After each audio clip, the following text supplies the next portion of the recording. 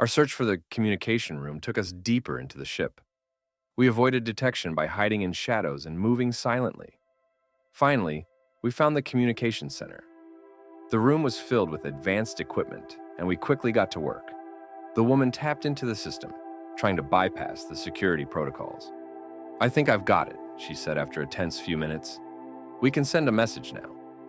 I dictated a warning, detailing our experience and the threat of the alien fleet. We transmitted the message, hoping it would reach Earth in time. Just as we finished, alarms blared, and the door behind us slammed shut. "We've been discovered," she said, her voice trembling. "We need to get out of here, now!" We raced down the corridors, the sound of pursuing aliens growing louder. We made our way back to the control room, where we had previously altered the ship's course. We knew we had to make one final stand. "Seal the doors," I said, working quickly to fortify our position. We used the ship's systems to lock the doors, buying us some time. "They're going to break through eventually," she said, looking around for anything that could help us. "We need a plan." I scanned the control panels, looking for any advantage. "There's an escape pod," I said, pointing to a small hatch in the corner of the room. "It's our best chance." We moved quickly, activating the escape pod's launch sequence. As the doors began to buckle under the force of the aliens, we climbed into the pod and sealed it shut. The pod detached from the ship, and we were thrust into the vastness of space. As we hurtled towards Earth, I looked at the woman beside me. "We did it," I said, feeling a mixture of relief and fear. "But this is far from over." She nodded, her expression resolute. "We've warned Earth, and now we need to prepare. This battle is just beginning." Our pod re-entered Earth's atmosphere, and we landed safely. Authorities found us, and we were taken to a secure location where we shared everything we had learned.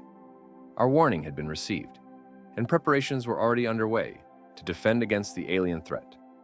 We had survived our ordeal, but we knew the fight was far from over. Together, we joined forces with others who had experienced similar abductions, forming a coalition to protect our planet. The battle for Earth's future had begun, and we were ready to face whatever came next. In the months that followed, we trained tirelessly, learning everything we could about our enemy. The woman, whose name I finally learned was Sarah, became a close ally and friend. Our shared experience had forged a bond that would help us in the trials to come. As the first alien ships appeared in Earth's skies, we stood ready. The world had united against a common enemy, and we were determined to defend our home. The battle would be long and arduous, but we knew that together we could overcome any challenge. Our story had started with fear and uncertainty, but it had transformed into one of hope and resilience. We had faced the unknown and survived, and now we were ready to fight for our future. The adventure was far from over, and we were prepared to face whatever lay ahead. When I opened my eyes, the world around me was dark. My head was throbbing, and I felt an undefined weight on top of it. I was lying on a cold metal floor, and the surrounding silence was terrifying. I sensed someone trying to undo the straps on my chest. The coldness of the floor seeped through my clothes, sending shivers up my spine. The silence was almost oppressive, broken only by the distant hum of machinery. I strained to see in the darkness, but my vision was blurred. I tried to lift my arms, but found them bound tightly. Panic started to set in as I realized the precariousness of my situation. The sensation of the straps being loosened was both a relief and a source of new anxiety, as I had no idea who was helping me or why. "Are you awake?"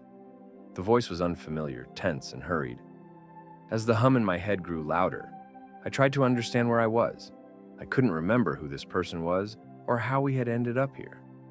The voice seemed to come from a figure looming above me, their outline barely visible in the dim light. Each word they spoke resonated with urgency, suggesting that we didn't have much time.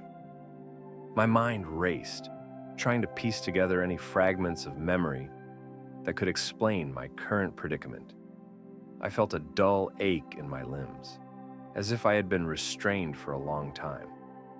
The unfamiliarity of the voice added to my confusion, making me question my own memories and the reality of the situation.